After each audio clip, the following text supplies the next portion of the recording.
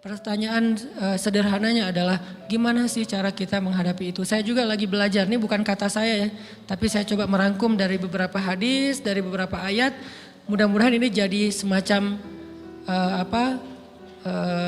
tips dari Allah, dari Rasul, cara kita supaya lebih sabar dalam menghadapi ujian, khususnya ujian perasaan.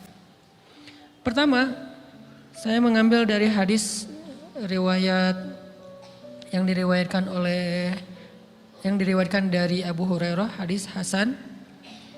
Nabi SAW mengatakan, "Ma yazalul bala'u bil mu'mini wal mu'minati fi nafsihi wa waladihi wa malihi hatta yalqallaha ta'ala wa ma alaihi khati'ah." Tidaklah seseorang selesai diuji, baik dia laki-laki orang yang beriman atau perempuan yang beriman, baik itu ujiannya terjadi pada dirinya atau melalui anaknya atau melalui hartanya, artinya ujian harta, ujian fisik, ujian perasaan, sampai dia bertemu dengan Allah dan dia tidak punya dosa. Apa maksud dari hadis ini? Ujian itu tidak akan berakhir kecuali kalau dosa kita sudah habis. Allah akan menguji kita terus untuk membersihkan diri kita dari dosa. Sehingga yang harus kita coba bangun awareness dalam diri kita kalau lagi diuji, Allah pengen membersihkan dosa saya nih. Sehingga kita ridho dengan ujian, bukan ikhlas ya. Kalau ikhlas ibadah, kalau ujian ridho, rela. Saya ridho ya Allah walaupun ini berat. Saya ridho ya Allah walaupun saya berharap Engkau beri jalan keluar. Saya ridho ya Allah walaupun saya berharap ditolong oleh Allah. Tapi tetap ridho diberikan ujian itu. Sambil berdoa diberikan jalan keluar, ditolong, diberikan keajaiban. Cuman gak mau mengeluh. Dan berdoa meminta jalan keluar bukan mengeluh, itu ibadah. Berdoa itu ibadah dalam Islam. Sehingga Allah suka banget sama hamba yang berdoa. Allah suka dengan hamba yang curhat. Nabi itu kalau lagi curhat, doanya aja bisa berjam-jam cuma doa doang tuh. Kayak hadis Aisyah pas lagi cemburu malam-malam kan. Aisyah lagi tidur, ini jatah malamnya Aisyah. Tiba-tiba dia nyari-nyari raba-raba, Nabi gak ada, dicari di kamar mandi gak ada. Biasanya Nabi sholat di sebelah Aisyah. Wah curiga nih, jangan-jangan ke rumah si fulan. Dicari ke rumahnya, ditelepon gak aktif, mungkin lagi dicas, datang ke rumahnya. Ketuk pintu. Hafsah, Nabi di rumah kamu enggak? Enggak Aisyah, beneran. Cari ke rumah Sofia. Sofia, Nabi di sini enggak? Enggak, beneran. Cari ke rumah Maria. Maria di sini enggak Nabi? Enggak. Kemana ya Nabi? Rumah istri-istri yang lain gak ada. Pas balik ke rumahnya, ngelewat masjid, ngelihat Nabi lagi sujud di Masjid Nabawi, di mihrab. Dan Aisyah mendengar Nabi menangis sambil berdoa. Dan sujudnya itu seperti membaca 1 juz Al-Quran. Dan itu isinya doa nangis. Robbi. Jadi kalau kita katakan gak usah banyak berdoa sama Allah, malu. Justru Allah suka kepada hamba yang berdoa. Justru sebaliknya kalau kita jarang berdoa atau enggan berdoa, buat Allah itu orang sombong. Allah gak suka hamba kayak gitu. Kamu gak butuh saya, sama kayak kita lagi ada masalah, punya teman yang punya kelebihan harta, terus kita kayak bingung gitu nyari kesana kemari pinjaman, dia gak dikasih tahu. Pas dia tahu dari orang lain, dia ngomong apa? Kamu gak nganggap saya ya? Emangnya saya bukan teman kamu? Kok kamu punya masalah keuangan tapi saya gak dikasih tahu, malah saya tahunya dari orang lain? Tersinggung kan? Kalau teman kita aja tersinggung, apalagi Allah. Kamu punya masalah kok gak ngomong ke saya, wahai hambaku? Bukan berarti Allah gak tahu, Allah tahu, cuman Allah berhak, bukan ingin ya, berhak untuk dilibatkan. Allah berhak untuk dicurhatin. Allah berhak untuk dijadikan tempat kita untuk habis-habisan menangis dan melampiaskan masalah kita kepada Allah dalam bentuk curhat-curhat dan doa. Sehingga kalau kita berdoa, ya Rabbi, Allah langsung inni qarib, mendekat Allah kepada kita. Jadi teman-teman yang dirahmati Allah, kalau kita punya masalah, kita coba bangun awareness, oh Allah pengen membersihkan dosa-dosa saya nih. Terus kita berdoa, ya Allah bantu saya, ya Allah tolonglah saya, istighfar. Saya kadang-kadang ngerasa nih, kalau ada dosa, ada kesalahan, ada kekeliruan yang saya lakukan misalnya gitu. Kalau saya nggak kuat istighfarnya, bentar lagi akan diuji sama Allah. Ujiannya macam-macam, alhamdulillahnya ujiannya masih ketahan. Pasti diuji sama Allah. Kalau istighfarnya nggak kuat, taubatnya tuh nggak kuat, langsung diuji sama Allah. Dan saya langsung sadar, oh benar berarti yang tadi ini lagi dihapus sama Allah nih. Perkencang lagi, perkuat lagi istighfar. Kenapa? Karena kalau istighfar kita kuat, berarti kan dosa kita dihapus dengan istighfar ya. Otomatis ujian kita durasinya berkurang. Makin kuat istighfar, makin berkurang. Kalau istighfarnya udah mantap, udah selesai, Allah cabut tuh ujian kita. Diganti dengan kebaikan. Jadi teman-teman, kita coba sadari, oh kalau Allah menguji saya, emang saya banyak dosa. Sebelum kita mencari kambing hitam, nyalah-nyalahin orang lain, sebelum kita marah kepada orang lain, kadang wajar kita marah kepada orang lain gara-gara ucapannya, komennya, teks dari dia, wajar.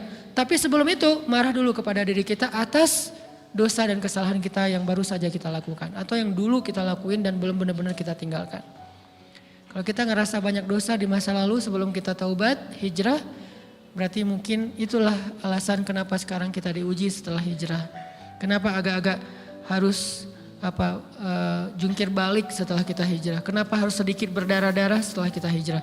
Anggap aja itu untuk mengkifarat, membersihkan dosa-dosa kita yang telah lalu. Supaya apa? Supaya kalau kita pulang kepada Allah, kita pulang dalam keadaan bersih. Dan itu pasti akan menjadi orang yang paling beruntung. Daripada nanti diberesin di akhirat, mending diberesin di dunia kan. Soalnya kalau diberesin di akhirat itu lebih berat. Akhirat itu perlakuannya beda dengan di dunia. Di dunia kalau kita salah akan dibalas oleh Allah. Kalau kita belum taubat, dibalas oleh Allah sama. Tapi di akhirat ukurannya beda. Sehingga heran ya, kalau ada orang yang merasa beruntung lolos dari hukuman dunia, dia pikir dia udah lolos dari hukuman Allah. Mending dia beresin deh di dunia daripada nanti di akhir berlarut-larut. Itu bahaya banget. Kalau buat saya pribadi dan saya yakin teman-teman juga kayak gitu, gak mau ada masalah di akhirat, mending masalah di dunia aja. Tapi masalah di dunia juga kita gak mau berlarut-larut, pengen cepat dimudahin sama Allah. Caranya istighfar. Tidaklah Allah memberikan kepada kita ujian kecuali salah satu alasannya pengen menghapuskan dosa. Idza kathurat dzunubul 'abdi wa lam yakun lahu min 'amalin liyukaffiraha fabtalahu Allahu bil hazan liyukaffiraha. Kalau seorang hamba banyak dosa dan dia enggak cukup amal untuk mengkifarat dosa-dosanya, Allah akan menguji dia dengan rasa sedih, dengan rasa kecewa, dengan rasa berat, sakit hati untuk mengkifarat dosa-dosanya. Itu yang kita bangun. Sehingga kalau ada masalah sama orang lain, kita memperbaiki diri dulu. Bukan sibuk dengan kesalahan dia terus menerus yang gak mau kita maafin. Misalnya ada teman kita nih, jadi clash sama kita. Hal pertama yang kita bangun, astagfirullahaladzim saya banyak dosa nih. Tapi kan yang salah dia, ya tapi mungkin dia nggak akan mengatakan kalimat itu, nggak akan bersikap kayak gitu kalau kita nggak punya dosa. Allah sengaja mengutus dia untuk menguji kita lewat kata-katanya, lewat perilakunya, karena kita punya dosa. Jadi penyebab pertama diuji itu bukan teman kita yang salah, itu penyebab kedua. Memang dia salah dan itu harus kita akui, realistis lah. Dia salah, dia nggak pas, dia nggak bijak, dia apa. Oke, tapi yang mentakdirkan dia salah kepada kita Allah Subhanahu wa taala. Kenapa Allah takdirkan gitu? Karena kita masih punya banyak dosa. Allah kirim kita ujian, bisa manusia, bisa alam, bisa dalam diri kita sendiri. Itu semuanya adalah cara Allah untuk menguji kita dan membersihkan dosa-dosa kita. Ini yang kita bangun pertama. Yang kedua, kata Nabi di dalam hadis Bukhari, "May yuridillahu bihi khairan." Yang terkenal kan yufaqihu fiddin, itu yang terkenal. Ternyata ada dua modelnya. Ada may yuridillahu bihi khairan yufaqihu fiddin. Siapa yang Allah pengen kasih dia kebaikan agama, kebaikan, Allah akan buat dia mengerti halal dan haram. Itu berarti Allah sayang sama dia. Ini satu model hadis. Ada model yang kedua, mirip redaksinya. May yuridillahu bihi khairan yusib min. Hadis Bukhari.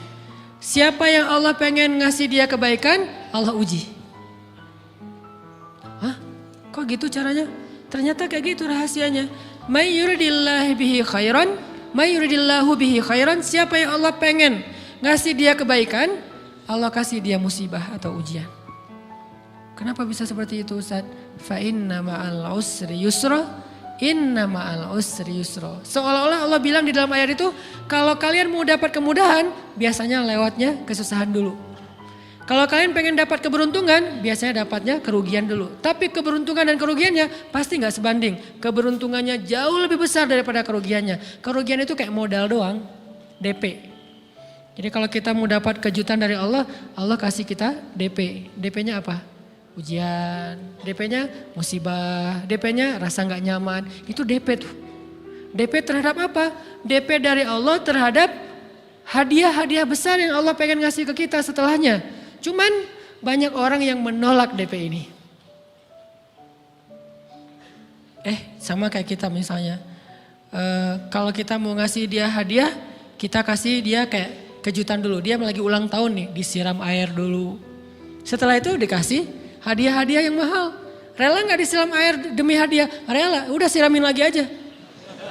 Kalau setelahnya ada hadiah. Yang kita gak rela, kalau setelah disiram, disuruh bersih-bersih sendiri dan gak dikasih apa-apa, kan gak rela tuh.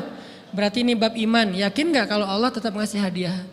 Kan sabar dan iman itu ternyata tahu aman, kembar. Kalau kita yakin Allah ngasih hadiah setelah ngasih kita DP ujian, ya kita akan sabar. Gak apa-apa deh, bentar lagi mau dikasih hadiah, digini-giniin juga gak masalah. Dibully, diapain sama Allah, biarin aja, ya Allah saya sabar. Kan bentar lagi mau dikasih hadiah nih. Ini masalah yakin. Tapi kalau kita gak yakin, apa sih maunya Allah gitu kan? Begitu kalimat ini keluar, maka yang muncul setelahnya adalah mengeluh, berputus asa, dan gak akan sabar menghadapi ujian. Ujian, kata Nabi, may yuridillahu bihi khairan, siapa yang Allah pengen kasih hadiah, siapa yang Allah pengen kasih kejutan, siapa yang Allah pengen kasih pertolongan, siapa yang Allah pengen kasih kebaikan, yusib min, Allah akan uji dia dulu.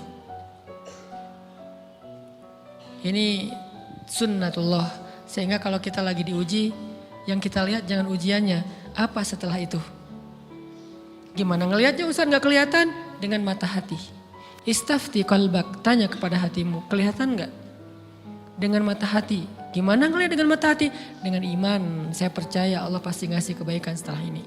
Orang Allah sendiri yang ngomong, gak ada satu huruf pun di Al-Quran yang salah. Apalagi satu ayat, apalagi dua ayat. Fa inna ma'al usri yusra, ditegesin lagi. Inna ma'al usri yusra. Tapi usr dulu, baru yusr. Dikasih kesusahan sedikit, dikasih kemudahan yang banyak. Dikasih kesusahan sedikit, dikasih kemudahan yang banyak. Ini yang kita coba bangun tajdidul iman. Bangun memperbaharui yakin. Sehingga ketika kita diuji, sedih, wajar. Mengaduh sedikit bukan mengeluh ya. Kalau mengeluh kan nyalahin Allah. Kalau ngaduh, yang namanya orang dicubit kan, itu ngaduh. Tapi kalau apa sih maunya Allah? Nah itu ngeluh. Antara mengadu dengan mengeluh berbeda. Mengadu itu manusiawi. Sedih itu manusiawi. Air mata bahkan bukan hanya manusiawi, itu rahmat dari Allah. Orang yang gak bisa menangis itu yang bahaya. Kalau kita masih bisa menangis, berarti kita masih peka hatinya. Bukankah anak kecil paling sering menangis? Berarti hatinya peka. Siapa lagi selain anak kecil yang paling sering menangis? Cewek. Cowok itu emang gak punya perasaan, makanya jarang nangis. Cewek dikit-dikit nangis, jangan bilang, cemen banget sih nangis, cengeng apa. Enggak, karena dia perasaannya lebih peka dari kita. Itulah kenapa Allah menitipkan bayi kepada perempuan. Kalau dititipin ke laki-laki hancur. Di balik kepekaan perempuan, di balik sensitifnya perempuan, di balik perasaannya yang luar biasa, di situ Allah Subhanahu wa taala menitipkan amanah, dia yang paling baik dalam merawat bayinya. Perempuan secara umum mungkin lebih banyak bicara daripada laki-laki ya. Walaupun ada orang yang perempuan pendiam banget, ada yang gak ngomong sama sekali, misalnya diem-diem aja, ada. Tapi secara umum perempuan lebih banyak berucap daripada laki-laki. Emangnya ini kekurangan? Bukan. Ini kelebihan. Kalau dia berikan itu dalam hal yang tepat. Apa yang tepat? Mendidik anak. Justru karena perempuan banyak ngomong, lebih baik dalam mendidik anak daripada laki-laki. Laki-laki itu kurang mendidik, kurang mengedukasi kepada anak dengan usia tertentu karena dia jarang memahamkan. Salah hanya marah, salah hanya ditegur. Kalau ibunya jelasin gini sebelum tidur ibunya yang ceritain banyak cerita. Saya sendiri ngalamin sering mana seorang ayah sama ibu interaksi sama anak dalam bentuk verbal. Sering ibu. Jadi menangis itu rahmat dari Allah. Gak apa-apa, nangis aja. Dan itu tidak disebut mengeluh. Kamu kok nangis sih? Kan orang Islam harus sabar. Emangnya nangis dengan sabar itu bertolak belakang? Sabar tetap sabar. Ya nangis jalan aja terus nangis. Nangis apa pakai nangisnya nggak cuma nangis doang. Emotikonnya juga nangis, berderai-derai gitu. Sampai air matanya menggenang gitu kan ya. Boleh lah. Ditambah lagi dengan visual menangisnya. Posting bahwa dia lagi tertusuk duri. Dengan postingan kaktus atau apalah. Dia pengen share ke semua orang bahwa saya sedang sedih. Sehingga nanti ketika ada orang yang menghibur dia dengan sedikit kata-kata yang sabar ya segala macam. Wah makin berderai-derai. Itu belum jadi. Kecuali dia keluarkan kata-kata mengeluh. Baru dia disebut orang yang banyak mengeluh. Berputus asa. Kalau mengaduh wajar. Walaupun ada nabi udah diuji berat gak mau mengaduh. Apalagi ngeluh. Zakaria. Digergaji mengadu aja enggak. Kenapa? Karena kata malaikat kalau kamu mengaduh sedikit aja. Maka Allah subhanahu wa ta'ala akan menghancurkan kaum ini. Dia kasihan kepada kaumnya gak mau mengaduh. Satu-satunya orang yang kita tidak boleh mengaduh hanya orang tua. Atau itu mengeluh kalau untuk orang tua. Kalau yang lain gak disebut mengeluh. Kalau ke teman, malas gak apa-apa. Jangan sering-sering tapi. Apaan sih? Ke teman boleh. Tapi ke orang tua, saja itu bukan lagi mengadu, itu sudah mengeluh. Khusus untuk orang tua. Kalau di antara manusia. Kalau kepada Allah dan Rasul, pastinya lebih dari itu. Ketika kita diam saja, tidak langsung beranjak sami'na wa ata'na labbaika ya rabbi wa sa'daik, enggak memenuhi panggilan Allah, itu sudah disebut bagian dari kufur ingkar. Tapi minimal kita mungkin masih mengaduh, kita masih menangis, kita masih lelah, kita masih merasa lemah. Setidaknya kita tidak mengeluh. Kenapa? Kita percaya Allah kalau mau ngasih hadiah kepada hambanya, DP-nya itu ujian. Dan yakinlah hadiahnya minimal 10 kali lipat lebih baik daripada ujian itu. Minimal, karena gak ada amal soleh yang dibalas di bawah 10 kali lipat tuh gak ada. Amal soleh, amal ya bukan niat. Amal yang udah kita kerjakan minimal dibalas 10 kali lipat. Minimal, maksimalnya bighairi hisab, tanpa batas. Bighairi hisab, tanpa batas. Ada yang 700 kali lipat kayak sedekah. Tapi tetap aja ayat sedekah di akhirnya ujung-ujungnya apa? Bighairi hisab juga kan? Berarti sedekah itu minimal dibalas 700 kali lipat. Minimal. Kalau kita yakin. Selalu syaratnya kalau kita yakin. Dan saya ngebuktiin itu banget. Saya pernah ngalamin lagi jalan-jalan di sebuah kota yang ada becak kayuhnya, becak sepeda gitu ya. Jalan terus saya bilang, Pak berapa ongkosnya? 20.000. Udah naik aja 20.000. Karena kita keliling-keliling kota, ternyata saya jadi kasihan sama dia 20.000. Kasihan kan 20.000 dibayar keliling kota walaupun pas mampir beberapa tempat mungkin dia dapat tips ya. Tapi saya nggak tega gitu, dia cerita tentang anaknya lagi sekolah, apa segala macam, makin bikin baper kan. Pas selesai, saya kasih dia 100.000. Dari 20.000 dikasih 100.000 karena kasihan. Dan saya yakin, nggak mungkin sedekah itu sia-sia. Kan Nabi bersumpah kan, demi zat yang jiwaku di dalam genggamannya, tidak berkurang harta karena sedekah. Demi Allah kata Nabi, nggak berkurang harta karena sedekah. Berkurang harta karena belanja? Ya. Berkurang harta karena pacaran? Banget. Modal banget kan? Apalagi buat cowok. Tapi berkurang harta karena sedekah? Gak mungkin kata Nabi. Demi Allah gak berkurang harta karena sedekah. Berkurang harta karena istri? Enggak. Karena memberi kepada istri itu pahalanya lebih gede daripada sedekah. Makanya ngemodalin pacaran setelah nikah itu tumbuh berkah. Modal pacaran sebelum nikah itu apes. Jadi kalau pengen modal nih, ngemodalin cewek, traktir, ngapa-ngapain, bayarin, jangan sebelum nikah. Sebelum nikah jadi orang pelit aja, nggak apa-apa. Tapi setelah nikah, jor-joran ngasih, apalagi yang, bayarin semuanya. Kenapa? Pahalanya lebih gede daripada sedekah. Bahkan lebih gede daripada infak fi sabilillah. Seorang suami memberi nafkah istri, itu pahalanya terkadang lebih besar daripada kita berinfak untuk fi sabilillah, untuk korban perang. Saya heran kalau ada orang sedekahnya rajin tapi ke istrinya kikir, aneh, berarti dia gak ngerti konsep. Padahal memberi kepada istri itu selama itu kebutuhan pokok ya, dan sedikit entertain, nggak apa-apa asal nggak berlebihan, itu luar biasa. Makanya saya kalau jalan sama istri yang yang mana? Itu yang Onit suka. Oh ya, Onit suka. Kasih aja. Kenapa? Minta ini. Kasih. Selama ada kan kenapa nggak dikasih kan ya? Nanti Allah ganti. Makin rajin kita ngebayarin istri kita, ngebelanjain istri kita, makin Allah ngasih yang kita nggak pernah duga-duga. Sampai istri kita cemburu sama kita. Kok kamu duitnya banyak banget sih? Kan gara-gara aku sering ngasih ke kamu. Ya udah sini lain lagi. Mau ditransfer berapa gitu kan ya. Saya ngasih 100.000 ke si bapak. Dan saya yakin teman-teman sedekahnya pasti lebih dari itu karena 100.000 saya sebut. Kalau 1 juta ke atas saya nggak mau nyebut, malu dong, ria ya.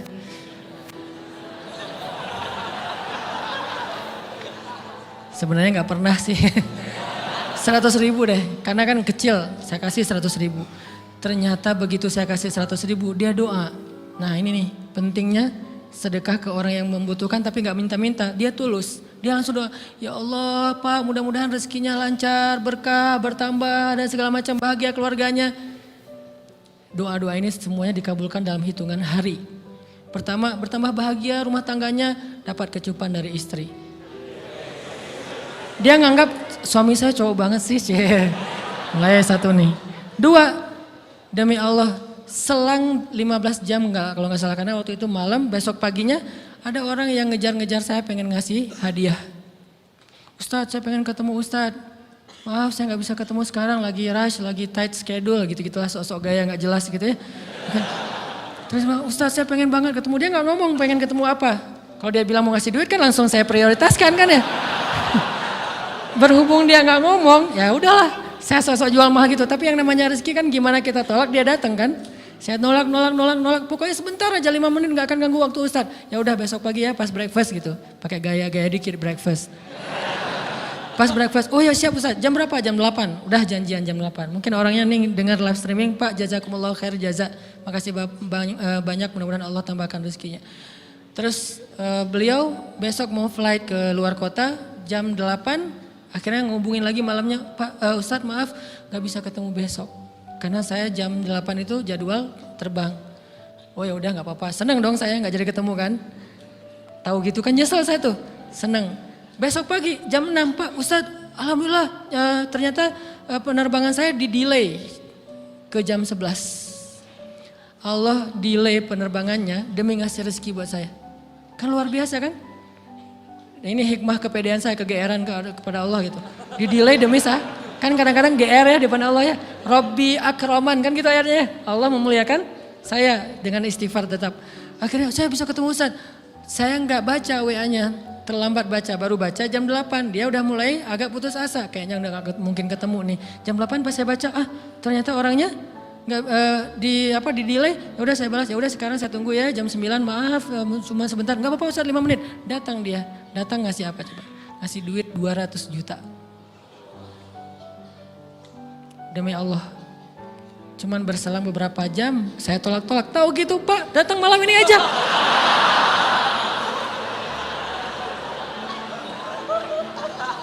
Harusnya malam itu juga saya cari orangnya. Kalau perlu saya yang nyamperin Bapak. Sherlock, saya kejar. Manusia gitu banget ya.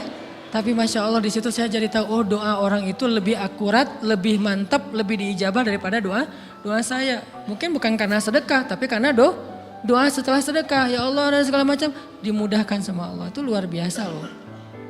Saya nggak percaya, saya pikir main-main.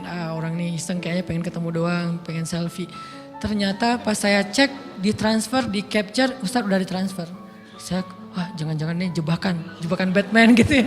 Nyari-nyari sana segala macam. Alhamdulillah ternyata emang niat baiknya pengen, alhamdulillah saya terkesan, saya dapat hidayah lewat Ustadz segala macam. Sekarang saya pengen membalas jasa Ustadz walaupun kecil 200 juta. Untung saya nggak kaget dan kemudian pingsan. Pak 200 juta stroke kan ya bahaya, lebih mahal dari 200 juta. Ini keajaiban ya teman-teman. Jadi kita tuh, saya kan sering bilang keajaiban itu terjadi tergantung tingkat iman. Bukan saya udah soleh banget enggak. Saya belajar terus untuk yakin deh sama Allah. Modal kita tuh kan gini sebetulnya kan. Duit kita tuh banyak loh teman-teman. Cuman gak disimpan di bank, gak disimpan di saku. Disimpannya di sisi Allah. Bedanya apa sih? Kenapa kita kalau disimpan di bank tenang? Saya lagi punya duit banyak dari 100 juta. Di mana? Di bank. Aman. Kenapa kalau disimpan di saku aman, tenang? Kenapa kalau disimpan Allah nggak tenang? Kenapa kalau disimpan di Allah kita bilang nggak punya duit? Ini kan nggak fair sama Allah. Nggak punya duit nih. Siapa bilang nggak punya duit? Kan ada Allah. Tinggal minta sama Allah. Tapi nggak ada wujudnya. Tapi kan ada janjinya. Bukankah janji Allah lebih kuat daripada wujud? Bukankah iman harusnya lebih mantap daripada sesuatu yang konkret yang kita lihat? Ada duitnya di sisi Allah. Kenapa nggak dikasih? Karena kita belum butuh. Kalau kita yakin duit kita itu ada di Allah, tapi dikasihnya pas kita butuh. Begitu butuh ya Allah langsung dikasih sama Allah. Itu banget benar-benar terjadi dalam kehidupan kita. Pasti kayak gitu. Tingkat tergantung kita yakin apa enggak. Nih kalau Allah bilang, "May yuridillahu bihi khairan", Allah kalau pengen ngasih hadiah kepada seorang hamba, Allah kalau pengen ngasih kejutan kepada seorang hamba, yusib. Allah kasih dia ujian sedikit aja. وَلَنَبْلُوَنَّكُمْ بِشَيْءٍ sedikit bisyai'im minal khawf wal ju' wa naqsim minal amwal wal anfus wath thamarat wa basyiris sabirin. Kami uji sedikit aja dengan rasa lapar, dengan rasa takut, dengan sedikit kekurangan ini dan itu, sedikit. Tapi wabasyiris sabirin, sampaikan kejutan kepada orang yang bersabar. Sampaikan kejutan kepada orang bersabar. Jadi bisa dibilang kejutan-kejutan hidup kita itu munculnya dengan iman dan sabar. Dengan iman dan sabar. Iman artinya yakin, husnuzon sama Allah. Ana inda dhanni abdi bi. Aku tergantung prasangka hambaku kepadaku.